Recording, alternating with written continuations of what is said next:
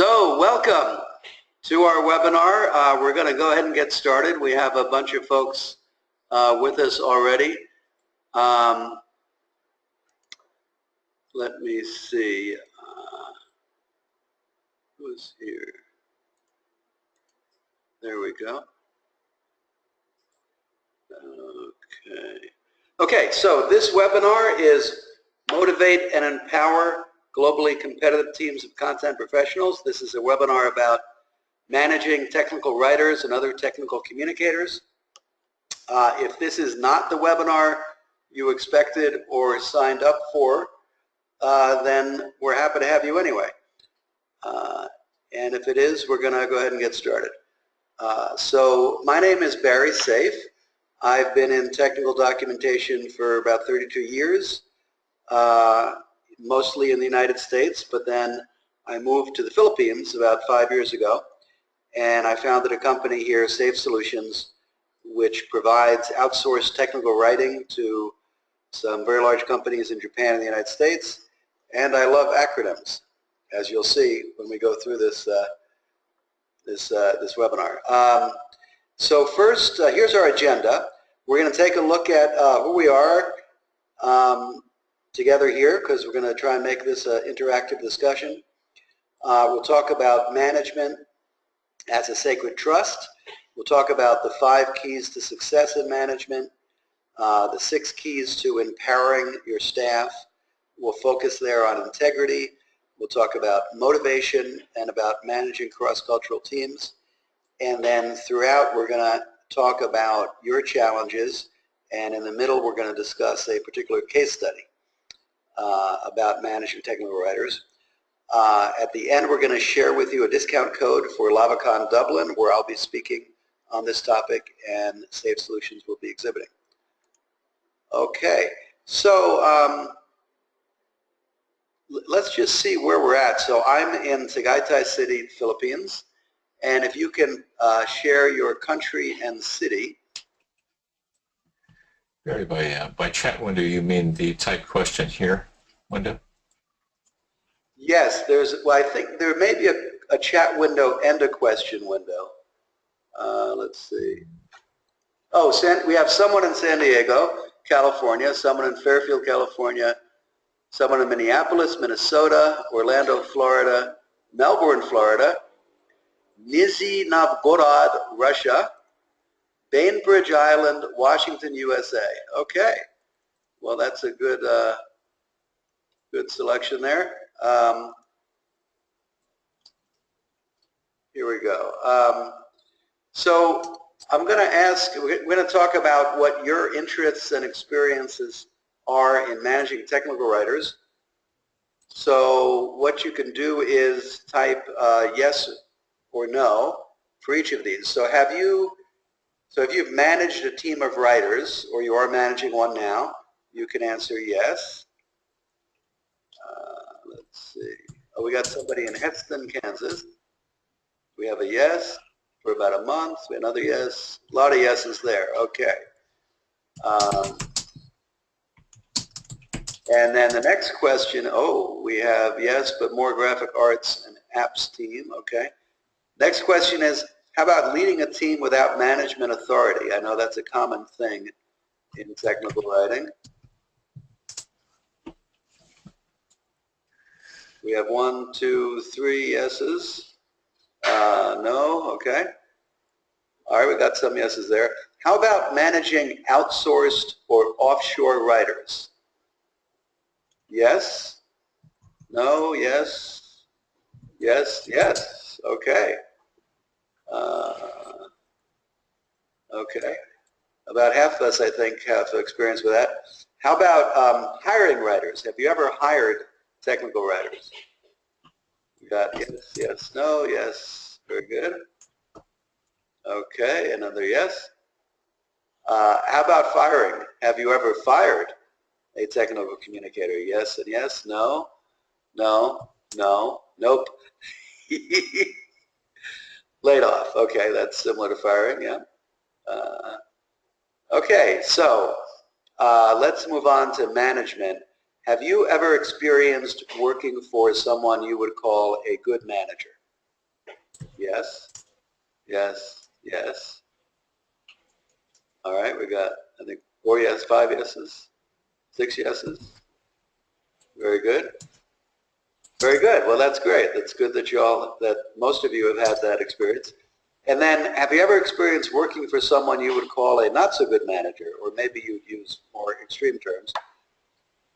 Yes. Uh, Definitely. Absolutely. Yes. Uh,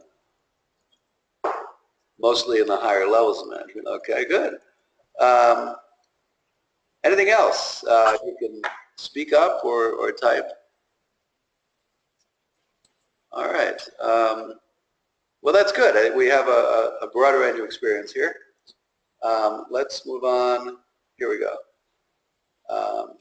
So management is a sacred trust. I don't think any of us went into management to do any of the things on this slide. Hopefully you can see that slide, to destroy morale. But managers do have a lot of power over people in their groups and all kinds of power, which it's important to be aware of and responsible for.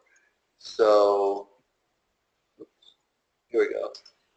Now, on the positive side, managers really are in a position where they can make a difference in many different ways.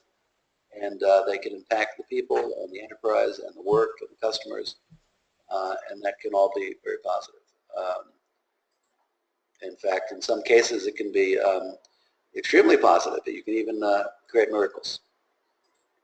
So I have great respect for managers and for the art and practice of management. Okay, here we go. Okay, so keys to management success, carved. So we have 5 elements here, and the first one is caring. So if you think about a mother in an inner city, maybe she can't afford air conditioning, has to keep the windows open, the city is very loud. To sleep, she has to ignore those sounds, but when her baby cries, of course she wakes up. So that's the level of caring that a manager is. And we're going to talk more about caring in the next few slides. Access is also important. Your people need access to you, you need to be available to them, and your manager needs to be available to you, or else you and your team will suffer. Respect is also crucial. And on the last slide, we have some resources, and it's got a link to our blog where we post the balance infographic. So balance is, I told you I loved acronyms. Balance is another acronym I created for respect, and it includes those things there. And the one that I'll focus on here is to believe in people. So that's important, to authentically believe in people and let them know that you believe in them. Vision is crucial, and we'll talk about that a little later. And then expectations are important too, and we're going to talk more about that. So let's go to caring. So the fundamental way of being of a manager is caring. And there's 4 essential things a manager must care about: the results, the work that's produced, the process, the way that it gets produced, the people, which means the people doing the work as well as the customers, other stakeholders, and the enterprise itself. So it's a little bit about power. I think most of you are in the United States, where there in general seems to be an understanding about this, although there are still people who abuse the position of manager. I find in some other countries, particularly Philippines and India, people tell me there's a lot of managers who have a command and control, or even some people call it a master-slave view of management. So, yeah, so one person points out that we should differentiate between caring and micromanaging. Yes, micromanaging is very different than caring. How you manage is kind of an implementation thing, but caring is really about how you are being, not so much what you are doing. You choose how to express that caring in a way that's appropriate for the situation. Let's see. So a good manager is an enemy of bureaucracy, corruption, inertia. The rules are not the most important thing. The mission, the customers, the reason the rules were created, that's what you need to worry about and protect and take care of. Yes, so someone is telling us that in India their experience is master-slave. I've heard that from others about India. And moving on, oops, here we go. So if you have thought about management in terms of caring before, go ahead and type yes. I just want to see how many of you have already thought of this, and it's not a new idea to you. We have 1 yes, 2 yeses, 3 yeses. That's good. That's good. 4 yeses. Okay, good. Okay, we're going to move on here. So, access. Have you ever had difficulties or stress at work because your manager had no time for you? Yes or no to that one? We got 2 yeses. Definitely yes, absolutely yes, kind of yes. Yeah, that's it's very popular. It's right. So someone says or no interest. So caring and access are both essential. And then respect. We're going to talk about respect. So as a manager, it is unacceptable to accuse someone in front of others. So this thing about accusing is particularly important in Asian cultures, certainly here in the Philippines. And here people are very sensitive to being accused, and it's something that makes them extremely uncomfortable. And even if you don't think you're accusing them, if they think that they're being accused, then you need to take responsibility for that perception, because it really makes things difficult and unnecessarily so. And then the whole thing about raising your voice. Now, there's different levels to this. It's clearly inappropriate to become extremely angry and abusive and vulgar with your staff or with anyone as a manager. And it's important as a manager to manage your emotions, to have emotions instead of the emotions having you and controlling you. So you want to learn to respond creatively to situations instead of reacting. And sometimes that means waiting to deal with the situation, doing something else not related to work so you can cool down and then deal with the situation powerfully. Passion is great and emotion can be helpful, but not when you're not in control. So it's also important to be respectful of yourself. And the first thing I put there is expand the realm of what you consider yourself responsible for. So the responsibility is a choice. Nobody can make you responsible. But the more that you choose to be responsible for, the more impact you have on how things turn out. And that applies to your life as well as whatever you're managing and whoever you're managing. So you really can respect yourself more by expanding your own responsibility for your life and everything in it. But it's important also then, don't accept being treated with less than full respect. And that might be from your staff, that might be from your manager, or from an executive. There really is no excuse for a lack of civility and for abusing or humiliating people in the workplace. And if you have that kind of situation, you have to really take it seriously and figure out what to do about it. Often, I'm not saying you should always deal with it a certain way. But in terms of respecting yourself, you need to give yourself a break, allow yourself to have mistakes. Mistakes are crucial. That's really how you learn. And there's a link there to the balance infographics on respect.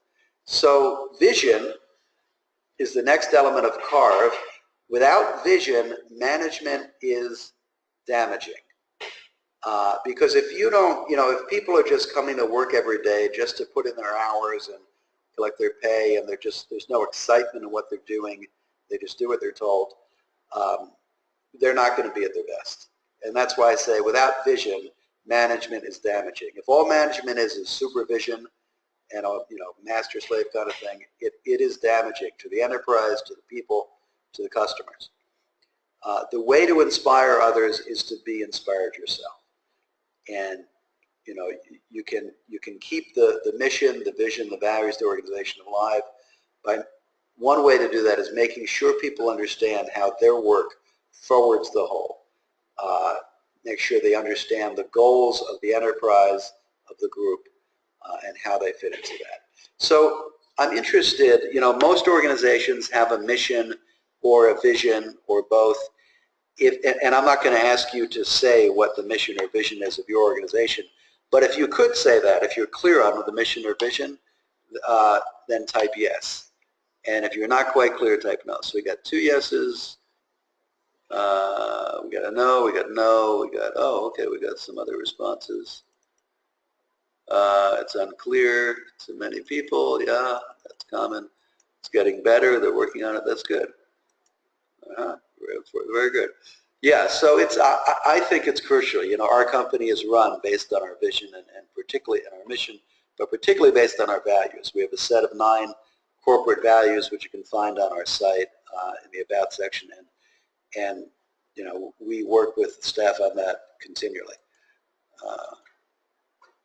And then the E in CARB is expect excellence. Some of you may have heard of Dr. Wayne Dyer, who died a couple of years ago, I think, and he is known for this idea that we create what we expect, and there's tremendous amount of studies and research that have shown this. The typical example is a teacher, and the teacher who, say there's 2 teachers and they're both in the inner city with challenging situation, but the teacher who has high expectations of her students perform better on tests and do better on grades and everything than the teacher who does not have high expectations. So expectations are extremely powerful, and you want to become as aware as you can of your expectations and choose them wisely. So what, in your experience, is the most difficult management issue? And I'd love it if some of you could actually speak up and share with us, but you also can type in the window. Prioritization and time management. Yeah, so that's one of those things that as managers we need to model for our team, because it's an issue for everyone on the team. And one of the things that as a manager it's important to do is give people priorities. When one of your staff has too much to do, they should be able to come to you and say, tell me which is more important of these, and you can rank their tasks in priority. Let's see, we got a bunch more feedback here. Oh my, let's see. Apathetic workers, right? So we're going to talk about motivation a little later, but that may have to do with vision, may have to do with motivation. Standards often a problem, even though it's technical in nature in the management group.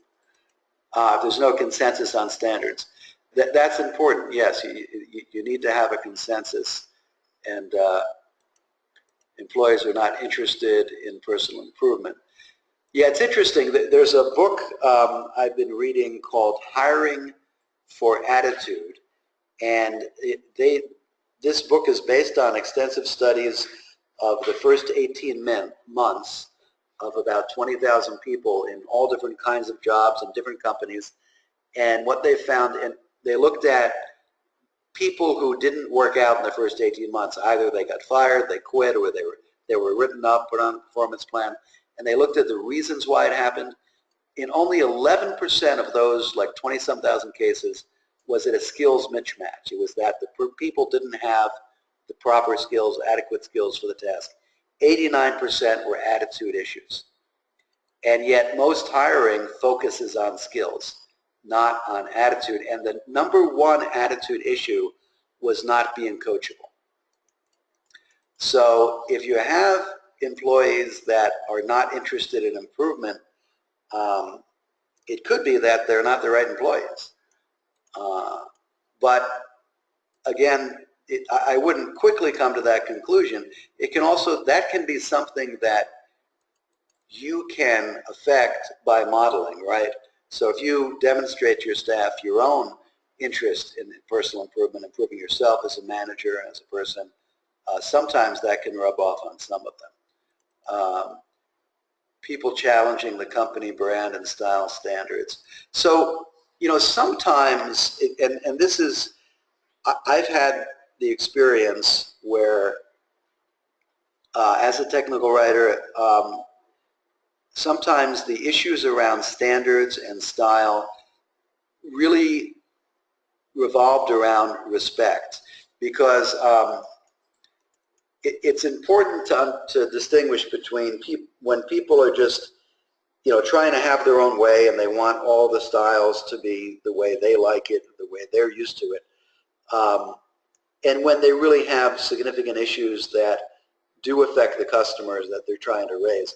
I was in a situation once where we had a standard that required that in some cases we bold words like, you know, like the name of a button would be bolded in a procedure, in a step, but not if it was mentioned elsewhere. And it resulted in inconsistent doc, and we actually had customer complaints about it. And so I challenged this. I continually challenged this standard because I felt it really didn't work for our customers.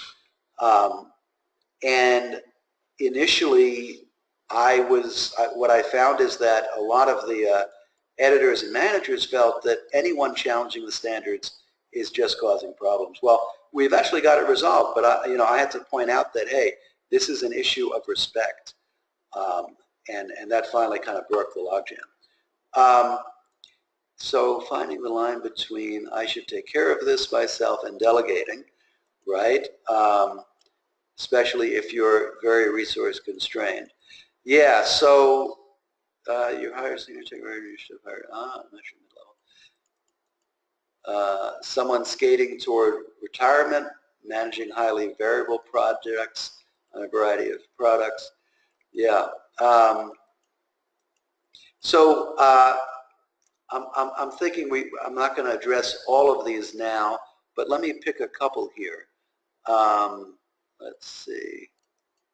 So the whole thing about being resource constrained and figuring out what you as a manager should do and what you should delegate, it's hard to give general advice on that. It really depends on your situation, how many team members you have, what the demands on your time are.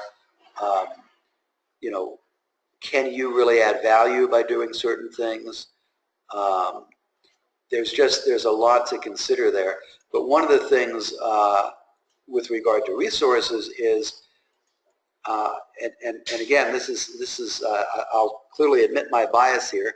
You know, I own an outsourcing company, but sometimes outsourcing can really help with that, or even if, or hiring some lower level staff, because often you've got a team of, you know, all pretty senior people, and they're doing a lot of sort of grunt work that they're not excited about.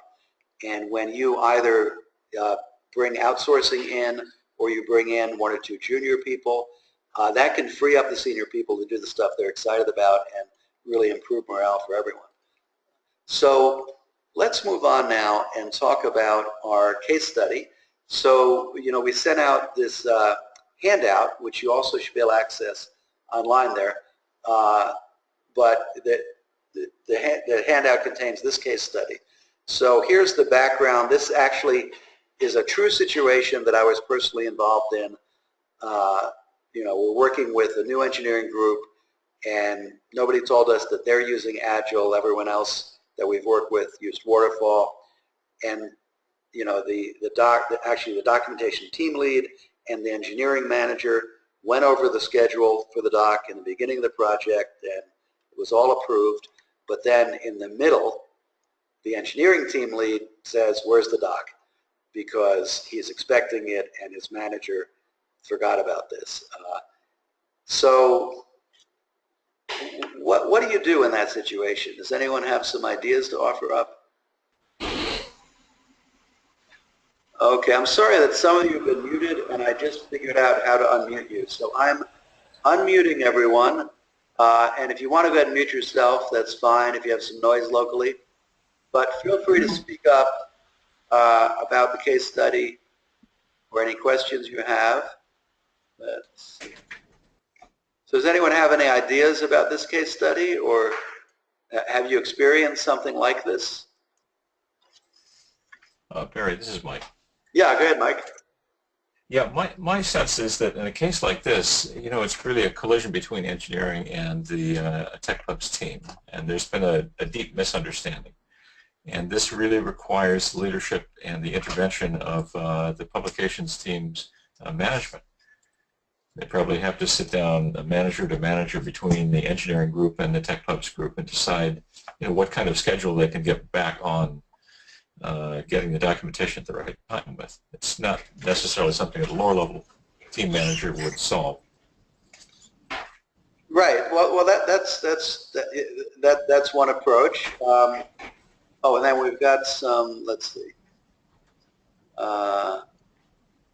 Someone else. I would say discuss whether Confluence and similar is available to access stories and published document review.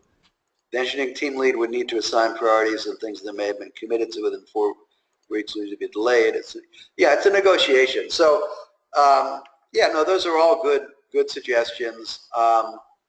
And in fact, in the situation, I was the doc team lead, and I wanted to, rather than, I felt that I had a good relationship with the engineering team lead, and it'd be better for the two of us to work it out and bring the solution to our manager and our managers.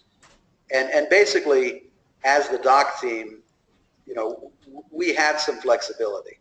We were able to adjust our schedule, and they adjusted a little bit, but we adjusted a lot more. And we made sure that I made sure that everyone understood what was happening and why it had happened, and we got back on track. So, but there's a variety of ways it can be handled. It really takes communication. It takes honest and open communication to resolve a situation like that. And it takes good relationships with your peers, with other groups, with other managers. Okay. I'd be interested to hear if anybody else on the webinar here has, as you say, experienced a big change of direction in their project. Does anyone have that an experience like that? Not necessarily with Agile, but experiencing a big change of direction in the middle of a project? Someone says often, big change. Yes, so people have been through that. I think it happens all the time. It's hard not to experience that. So let's move on and talk about staff empowerment. Maybe we can go.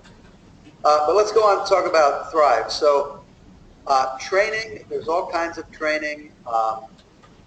Most of this I'm not going to go through in detail, but we're going to talk about integrity. Here we go. Okay. So so integrity is really important for managers. And it says there about a deep respect for the power of your own words, actions, and way of being, and particularly your own word, your own words. So, when you make a promise, and really respecting the fact that you said something and now you want to follow through on it. The power of your word can really enable you to produce miracles. When you set a goal, and the best example I have of this is many years ago, about 25 years ago, I volunteered full-time for an organization called the Hunger Project, which is about the sustainable end of hunger for all humanity. And it's still an organization I support. It's called The Hunger Project. Their site is thp.org. But I was a volunteer fundraiser, and I set very high goals. I had a team that had only produced about $5,000 a month or something like that. in fundraising, and I set a goal of $50,000, and that month we achieved 25, which is 5 times what we'd ever done. And over time, I learned to be able to set goals, like that, very high goals, and actually meet them, because I really paid attention to the power of my word.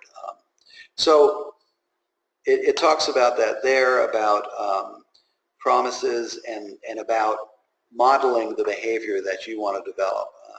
That's all what integrity is.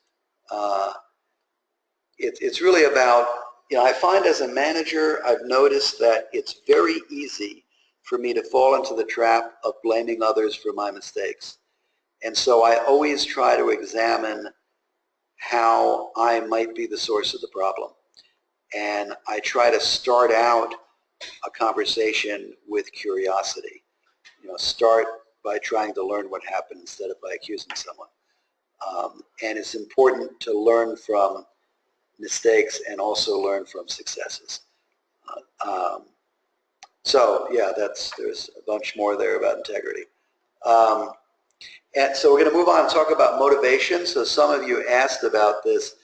That, one thing about motivation is that everybody has different things that motivate them. And it's really useful to get to know your staff and learn what motivates them.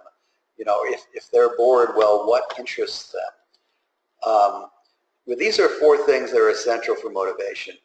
People need to have successes, and they can be little successes, but that will really help.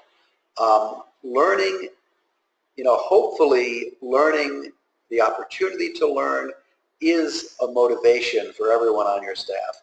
Because if you're not motivated by learning, then maybe you shouldn't be a technical writer, because that's really the largest part of the job. People need accurate and frequent feedback. For many people, they're not motivated because they get no feedback. They don't know if their work is appreciated. They don't know if they're doing it well, and it's very demotivating. And people need praise. People need a lot more praise. One study said people need 5 times as much praise as constructive criticism to achieve their optimal performance. So all of these elements are very important for motivation. So we're going to move on to managing cross-cultural teams. I got a few slides on this, and then we're going to go to more questions and discussion. So I found these 3 things on the first 2 slides are really crucial for managing cross-cultural teams. So number 1, having a mix of cultures in one location, which could mean you've got 10 people of one culture and 1 of another. So, for example, in Safe Solutions, I'm an American. I'm an American expat. I moved to the Philippines 6 years ago. I started this company. And when I started, it was all Filipinos except for me. But the fact that I was a part of the company made a tremendous difference in our ability to serve customers in the United States or in Japan, in other countries. It really makes a huge difference. And it's something that you want to look for. How can I create that in this situation? Sometimes, occasional travel can create that. Number 2, ensure editing, quality control, and inclusion. So first of all, if you have writers that for whom English is not their native language, editing becomes absolutely crucial. And often it's kind of a schizophrenic thing. I've seen situations where the writers, say, on the teams in the United States that they may have editing or not, but they have access to all of the wikis, the Confluence, the bug system, and the meetings and the conference calls and the team email lists. And then the writers that are overseas have none of that. And of course, they're not going to do very well. So inclusion is also crucial. And as you can see, this has been crucial to our success. And then the third thing is really a large area of learning how to work with other cultures, learning about other cultures, learning to have a greater awareness of your culture. Every culture has strengths and weaknesses, and learning about those is very important. And how do people in this culture communicate and how does that differ from how you communicate? You know, here in the Philippines, and I think in some other Asian cultures, when someone says yes, it may not mean the same thing as it means in the U.S. Yes often means, yes, I heard you and I respect you, but I don't understand a thing that you said. So particularly in cultures where people are very reluctant or unwilling to say no, right? If somebody can't say no, then their yes probably has a variety of different meanings. So the key to this is to get to know people well, people in other cultures that you're working with, and to really expand your awareness. So as we've talked about, management entails awesome responsibility, awesome opportunity. Both are magnified by a mixture of cultures. So if you're not aware, you can do more damage when you've got a mix of cultures. But if you are aware, you can really make a big difference for people and for the enterprise. And this example about, this is something that I've had to learn here in the Philippines is, I'm an authority figure. I'm white. People will defer to me, and people are reluctant to disagree with me, to object to anything I say, and even to answer questions sometimes. It's something I work with my staff on continually, to learn to speak up, to ask questions, to ask for help, and to really be forthcoming with their questions, with their objections, with their feelings. And anger is something that Filipinos and I think other Asians as well don't deal with well. That's something I've had to learn here. Anger just doesn't work. And vulgarity really doesn't work. It's common in some cultures, but here in the Philippines, it's a very kind of conservative society. It's overwhelmingly Catholic, and vulgarity really doesn't work for people. So let's see. It's very important to give up the idea that your culture is better. That will doom whatever difference you can make with people. Let's see. We do have some feedback here. One way to learn and practice new forms of communication is to pay attention to and copy the way other people communicate. For example, emails from Indian colleagues typically complete, respectful, finish with a sign-off such as regards. Yeah, that's interesting about India. The Philippines, I notice, yes, people, their emails and their conversations will always start with a greeting like good afternoon, good evening, good morning, and will always end with, in the Philippines, the emails almost always end with an exclamation point. People are just, excited to communicate and be in communication. So I try to match that.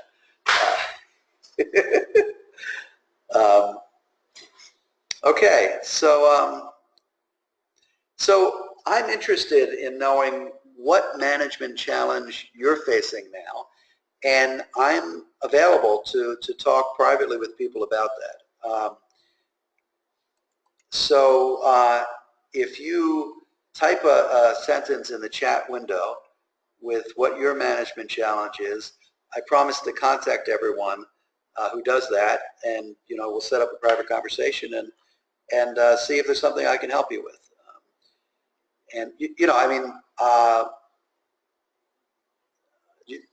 Let's see. So, yes.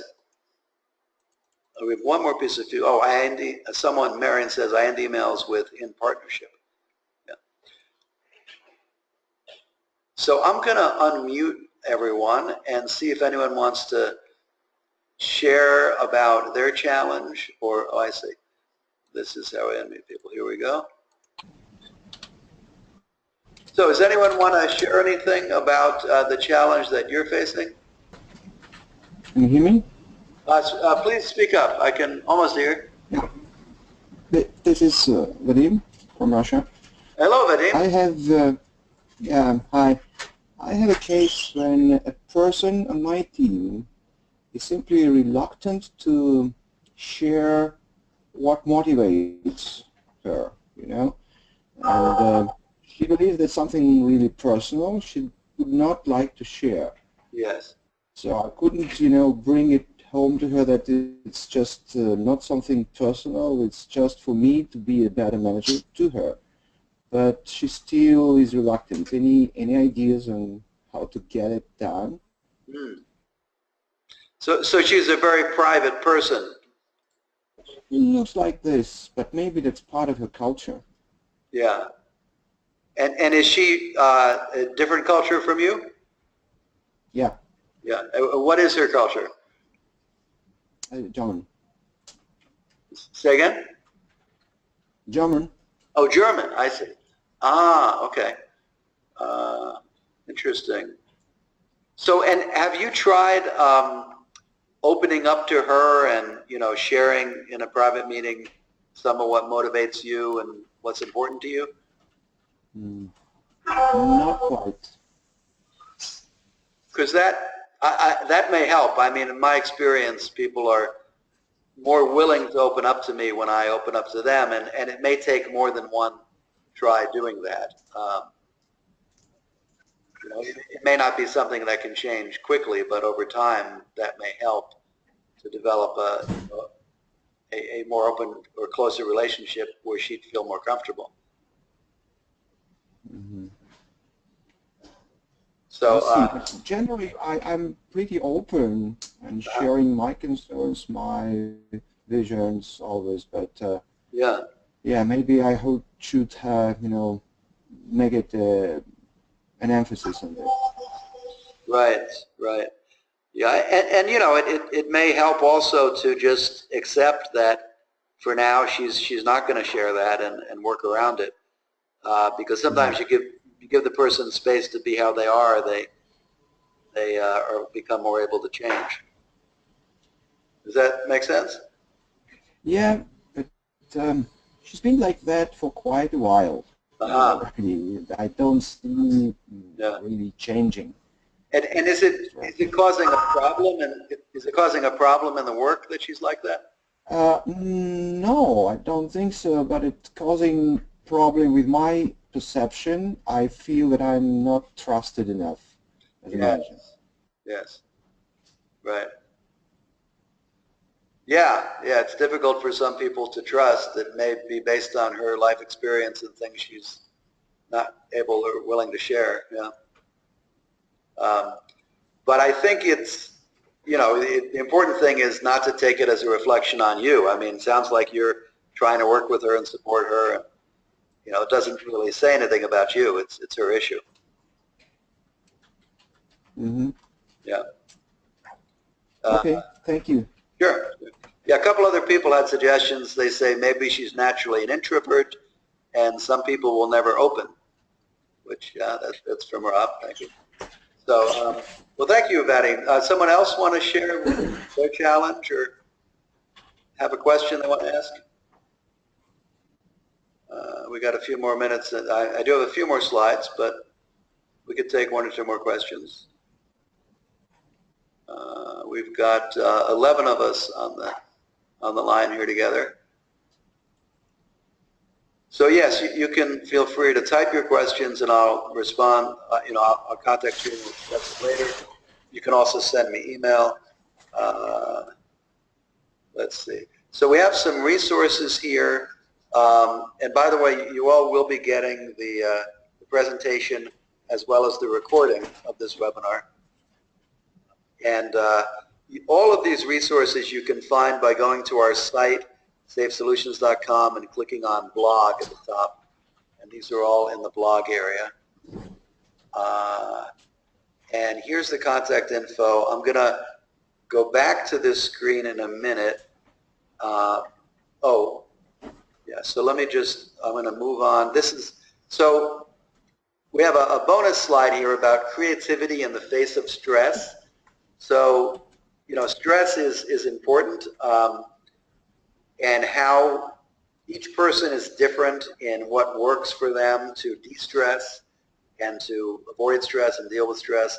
So if you can figure that out about yourself and then also work with your team and try and help each person discover what works for them to de-stress. And so, you know, culture, there's really two ways we can use the word culture. There are cultures like Filipino culture, American culture, German culture, but then also each organization has a culture. And so you want to create and protect a healthy culture in your organization. And culture is really about the details, every moment, every action, interaction. And so we have the 4 C's of a successful manager.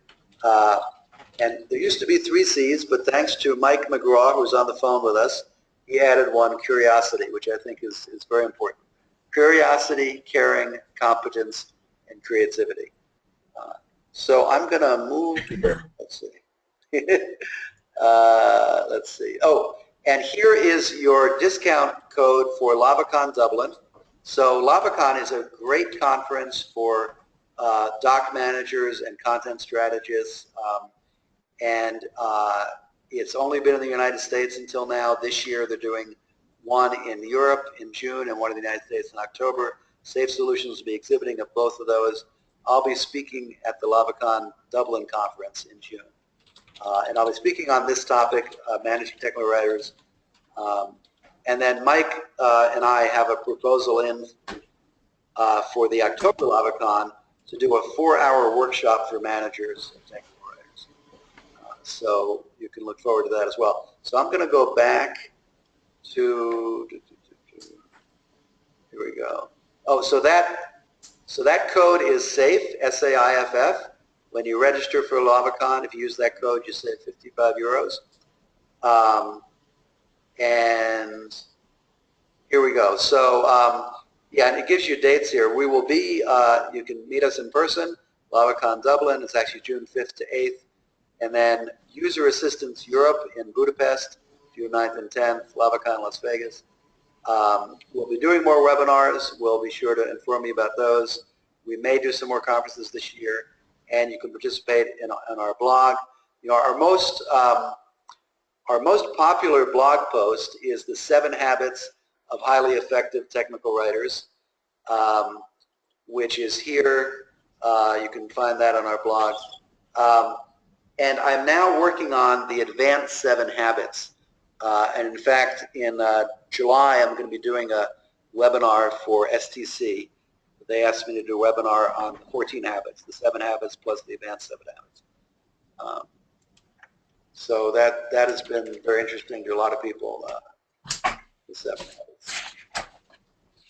So let's see.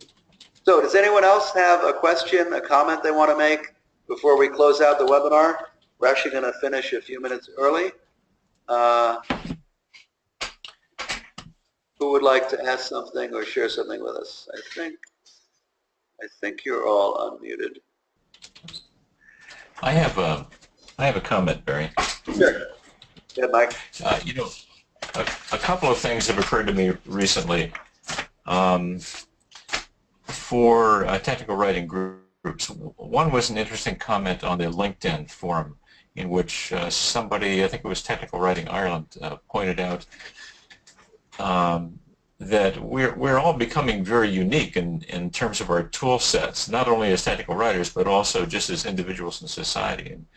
And one of the challenges for technical writing as a field is how to provide people with enough technical information about the devices they've got.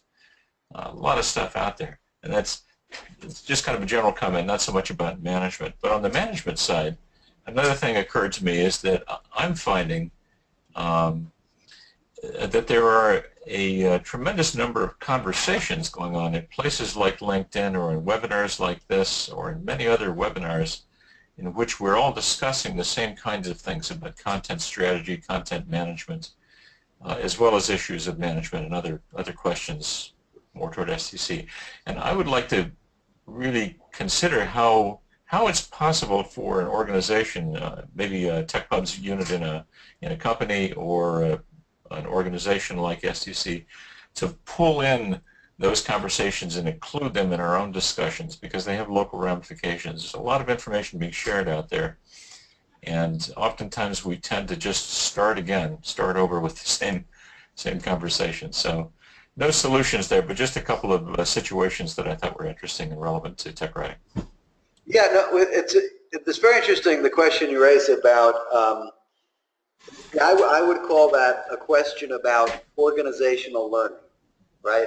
Because people in the organization are learning all kinds of things from all different resources, both within and outside the organization. And how does the organization learn, and how do we maximize the progress of the organization learning?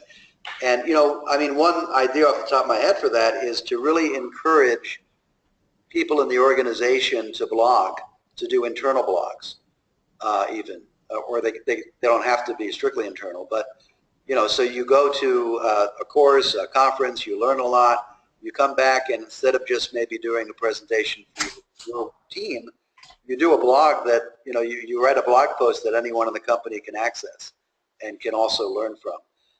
Because, you know, as writers, you know, we know that when you actually write something, it kind of prompts you to think about it more and to, you know, kind of get the most out of what you've learned, and to present it in a way that it's accessible and available to others. So maybe that's something that we can contribute to organizations, is to create forums, you know, and you know, Confluences and other platforms are great for this, for sharing that kind of information. I like that. Good idea. Yeah. So thank you, Mike. So I think we have time for one more question. We got a couple comments here. Thank you for your time. Great webinar. Thanks a lot. I want to thank all of you for participating and joining us. I'd love to talk with you more about it. And of course, you know, Safe Solutions provides both outsourced technical writing services and consulting on documentation management, managing technical writers, as well as content strategy, and managing outsourcing. So we're happy to help. We're happy to answer questions, to talk with you and work through issues. And basically, you know, we like to provide information and help, and it's most of it is available for free. So thanks very much, and please look for our emails about future webinars. I look forward to speaking with you in the future and perhaps meeting some of you. Have a great day. Barry, thanks so much for staying up so late to talk with us. It's only 2 a.m. here. You're welcome. My pleasure.